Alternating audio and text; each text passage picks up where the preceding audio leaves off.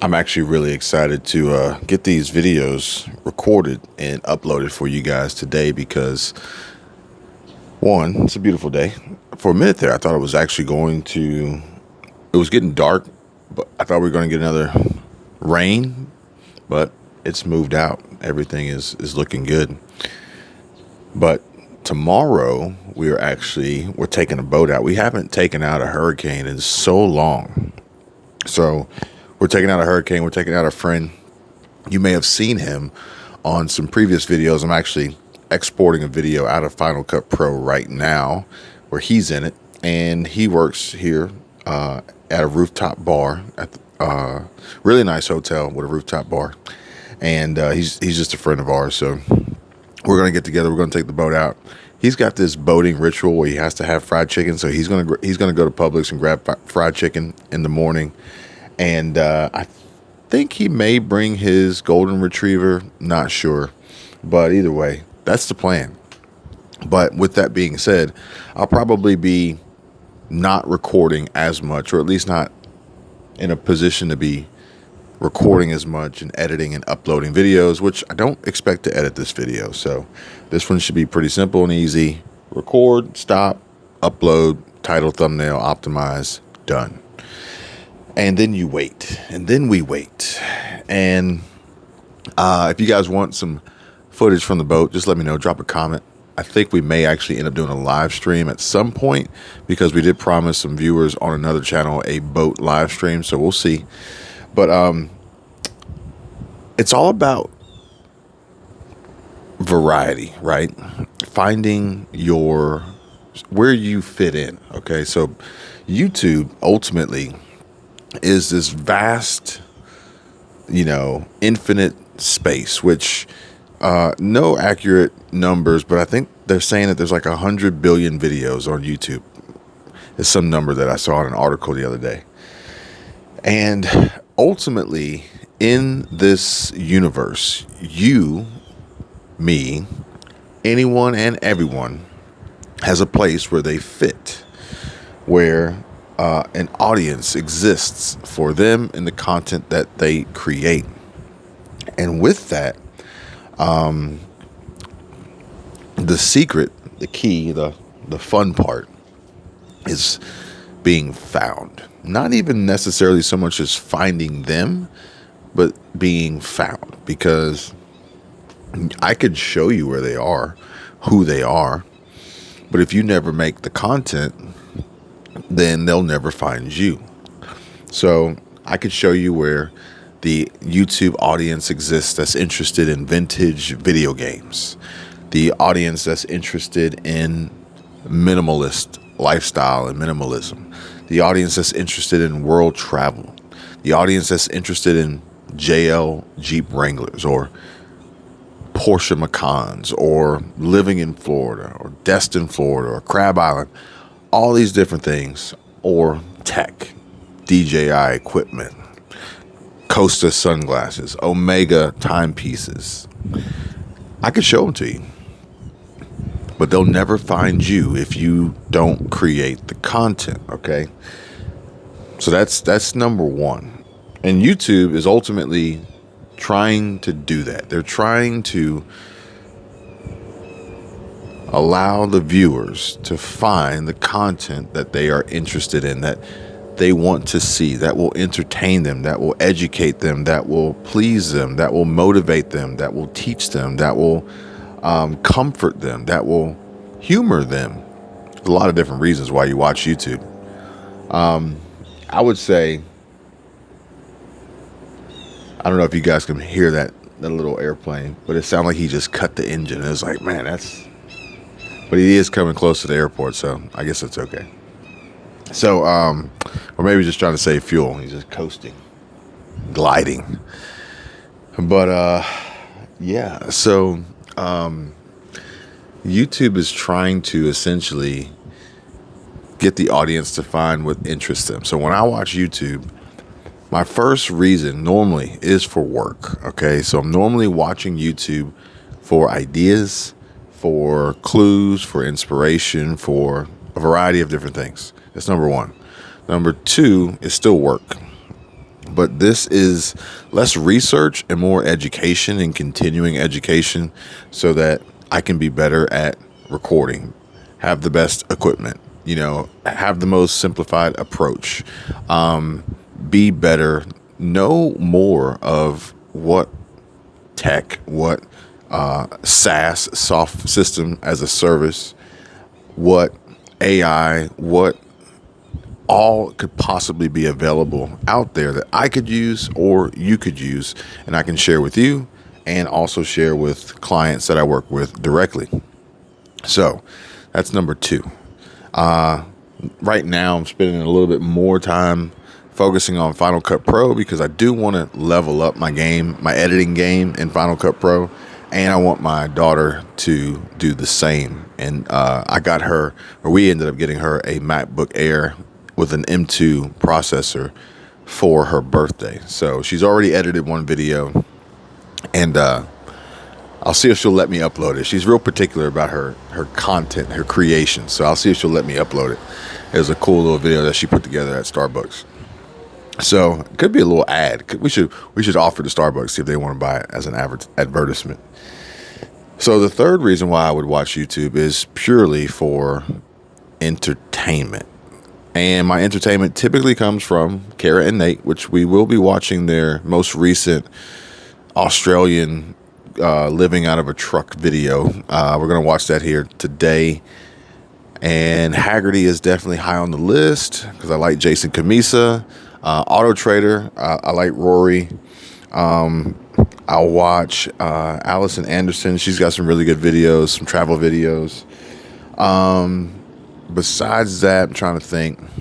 The David Boland. I really like the David Boland. All one word. The David Boland. Go check him out. And we've actually been chatting. That's another cool thing about YouTube is the people you meet. But we've been chatting back and forth through comments and on Instagram. And I think that we may actually pretty soon here end up with some sort of collaboration. And you'll see him on my video, me on his video, or vice versa. So that'll be pretty cool. And oh man, so we have, who else is there out there? I do watch that I would choose to watch, and I'm gonna throw in also Kevin Chi. I picked up on Kevin Chi here recently, and I like Kevin Chi, and I hope to learn from Kevin Chi.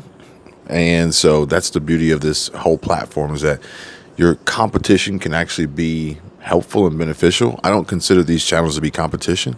I don't really see much competition on the platform, really and truly, if you understand my thought process behind how the right audience will find you, and you'll be perfectly fine. But I try to learn from everybody, from their success and from assumingly their failures. Kevin Chi actually did a video, interestingly enough, yesterday or day before, where he compared videos of 4 different content creators, all 4 seemingly women, one of which we don't know for a fact because it's a faceless channel with like 16 million subscribers. It's epic. And I love the fact that he did that video because it was originally titled, female YouTubers have so much advantage. And that was something that I had mentioned before to some other people in conversation. I even said that if I were a female on YouTube, I would be killing it. And he went through and he analyzed 4 different creators, 4 different styles, 4 different formats, all 4 seemingly women. Again, one of them was a faceless channel that we don't know for sure, and pointed out, their strengths, pointed out their weaknesses, pointed out possibly why they're getting the views that they're getting and the subscribers that they're getting. Some things that are working, some things that may not be working so well, but also time. Because it seems like, wow, they have so many views and so many subscribers and they got them so fast. But if you really look at, and you have the plugin for vidIQ, and it can show you the histogram of the video's performance over the time that it's been public, you'll see that it isn't always an overnight success. And it can literally be broken down to a viral video may take years to go viral. So you got really like almost 3 different video growth patterns, or 4 really. The first one, for virality sake, is upload immediate traction, takes off like a rocket ship, and then you just hang on for the ride, okay? The second is upload, and you might think that your internet broke or your connection broke or some wire got unplugged because there's nothing happening whatsoever. And then over time, days, weeks, months, years later, all of a sudden, where are these views coming from? Smart Money Bro is actually one of those. Smart Money Bro actually mentioned that in a video he put up the other day about how his channel just picked up 60,000 subscribers in 45 days off of a video that was months old, okay? Or it started off of a video that was months old. The third would be an evergreen video that it's uploaded. However it starts, doesn't matter. Could be meh, could be good, could be great, but an evergreen video is going to continuously get views almost indefinitely. Every single day, every week, every month, every year, it will continuously grow. Catherine Manning is a great example of this because she actually went through and reviewed her analytics for 2022, and she showed how, granted, she had changed her content direction and audience niche target to more of a lifestyle vlog, but some of her older videos, 2-3+ years old, about YouTube analytics were getting consistent views all the time. Those are evergreen videos. So the fourth would be a video that you upload that goes nowhere, and that's it, so that'd be the fourth. But essentially, time. But with that being said, you still have to ask yourself, okay, am I doing the right thing? Am I really creating the content that the audience out there waiting to find me wants? There's a lot of case studies of a lot of different creators who've gone out on a limb and put their heart and soul and time, effort, energy, and money into their first video for a specific niche down niche that they really had no clue whether or not it was going to work, only to find out that, yeah, it worked out really, really well. There happens to be, I'm going to get real specific here, a highly engaged audience interested in content about retired YouTubers sitting on their balcony in a seafoam green Adirondack chair talking to you while wearing a gray Zoo York t-shirt, Costa sunglasses, Omega Seamaster, Planet Ocean, and talking to you on a DJI wireless mic. So yeah, super niche down, like at 4:15 in the afternoon Central Standard Time. That's what I mean by niche down. So basically, if that is what you're going to create, and that is who you are, and that is the audience that's waiting to find you, you're golden. However, for creators who already have an understanding of who their audience is, already has audience data in their YouTube studio back end, but aren't quite seeing the results that they would prefer, well, what do? Now, what I do and I'm doing is a little different than most. And what I do and what I'm doing is ultimately running tests, while also at the same time continuously pushing towards reaching the audience that I want to find me, okay? Not just sitting back on a whim and hoping they do. I'm actually pursuing them, okay, with these videos, with these topics, with this conversation, with the titles, with the thumbnails. And I am trying to change my audience in the YouTube algorithm away from what it says it is now and towards viewers who typically would watch Kevin Chi, who would typically watch Catherine Manning, who would typically watch vidIQ, who would typically watch Nick Nimmin, who would typically watch Think Media, who would typically watch TubeBuddy, who would watch Creator Insider. So that's probably a unique viewer that would subscribe to Creator Insider, but Film Booth, Creator Booth. And there's a young lady, I can't remember her name. She's Asian.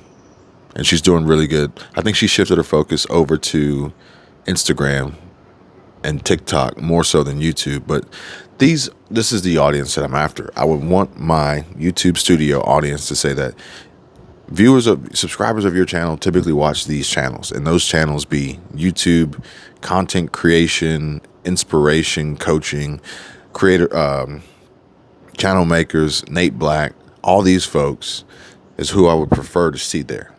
And then the 15 videos that your audience has watched recently, I would prefer to see videos about content creation, being a content creator, and things like that.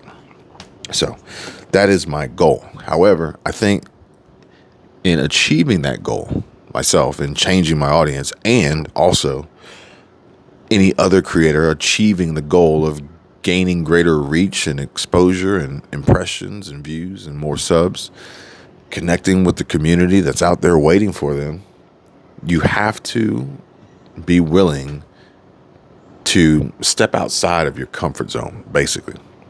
You got to step outside of that box that you have been in if you notice that the algorithm isn't quite really responding like it used to be. And you will need to take some risks. You will need to attempt to try some things differently than you have ever tried in the past, possibly. You may need to step outside of your comfort zone. Now, I'm not saying to change your content drastically, but maybe this is a consideration of changing the approach, changing how it's discussed, changing who in this group you're talking to. For instance, if I'm creating content specifically for content creators and I'm not getting the response that I would like as I am making content for beginners, well, maybe I should stop talking to beginners. Maybe I should talk to intermediate and advanced and large channels and creators like that. I can still have the same discussions and conversations and topics, but talking to a different level, different tenure, different experience level. That would be one way. Changing how you title videos to attract different folks in this niche, changing how you create your thumbnails, things like that. Maybe even considering the video length, considering the video format, whether it's landscape or portrait, considering doing shorts, considering doing premieres, considering doing live streams, considering doing a variety of different things, which are ultimately going to be tests. The tests are done and run to then collect and bring back data to analyze. That data will be analyzed and then used in a seemingly somewhat calculated way to continuously improve. And again, as I've told you guys before, the improvement may not come from the next video you upload getting viral views. It is very important to pay attention to your 48-hour views, because there are instances where I've seen numerous times 48-hour views jump. All right, so for example, look at it this way. If, as I told you guys before, sometimes you just need to give these videos time to grow, to go viral, basically. So if you've got a video that's been up for more than a month, really more than 2 days, more than likely, it will be out of your 48-hour view count.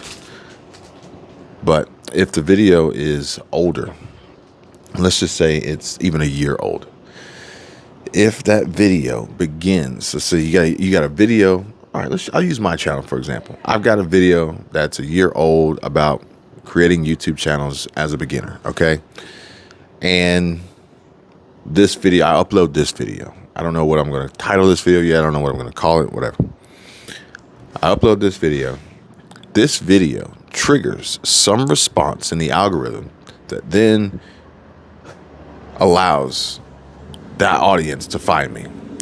And they immediately gravitate towards my video a year ago on how to create a YouTube channel, or YouTube begins to push that video on the homepage as a year-old video, which often some people say, well, maybe you should go back to your older videos and change the titles and thumbnails for today's audience. We can have that discussion on another video, because that'll take us down a deep, dark rabbit hole of if this, then that, ABC testing, and, the butterfly effect and all sorts of other things, right? So basically, if that year-old video begins to pick up traction, but this video that I'm recording right now kind of like dies on the vine, I will immediately see my 48-hour views increasing, even though this video is not getting very many views. And that will be a key indication that something is working. We're moving in the right direction. There are other indicators of successful videos, and they don't always necessarily translate on YouTube, and they could be associated with conversions and signups and other forms of engagement from call to actions inside the video. But at the end of the day, everybody's got a choice. You know, you have the choice on whether or not you will create or will consume, or both. You have a choice on if you want to continue down the path that you're on, regardless of the results that it produces, or you also have the choice of continuously trying to change and improve and appeal to a wider audience of people who are interested in your content. And I would say that, now granted, I don't typically gravitate towards, I watch Stradman. He's got some good videos. I watch Amelia Hartford. I was really pleased to see her in Gran Turismo, the movie. But Patrick Bet-David in Valuetainment, and he's continuously expanding. And I know, regardless of what each video's performance looks like on the surface, his channel is growing. His brand is growing. His business is growing. Everything is growing. And it's working. But he's not necessarily just staying stagnant and just, staying status quo and just, just kind of in this monotonous, routine, because you can get tired of it. The algorithm can get tired of it. The audience can get tired of it. Everybody can get tired of it. And then eventually it's kind of like, well, I'm just making these videos to make these videos because I've always made these videos, which is fine if that's what you want to do. But if you're asking yourself and you're wondering to yourself, if you're searching and you're trying to find answers on how to grow a bigger channel and how to reach a wider audience, and more than likely that's going to require you to do some self-evaluation of you and the content you create, what's working, what's not. You may even have to start getting extremely granular and looking at every single video's audience engagement and retention graph to see where are the spikes, up or down. Do more of the up, do less of the down is basically how it works, until you can nail it and pinpoint exactly, this is the secret recipe. This is the special formula that only works for you. It only works for you. Even if you have multiple channels, you find out what works for you on one channel, it may not work for you on another channel. And that's the crazy part about it. It's also the fun part about it. It's also the nerve-wracking part about it. It's also the frustrating part about it. But at the end of the day, I think if you have what it takes to create, to turn the camera on, to, conjure up an idea, record a video, tell a story, engage with an audience, or at least try to, while you're literally sitting here. I'm sitting here talking to myself. As I know I'm talking to you because I can visually see you as I'm talking. I know who I'm talking to. So it just makes it that much easier. But if you have enough of that drive, motivation, determination, passion to get going, then you definitely have what it takes to figure out how to keep it going if you find yourself reaching some sort of plateau or leveling out. Let me know what you guys think. Drop a comment down below. See you guys later. Bye.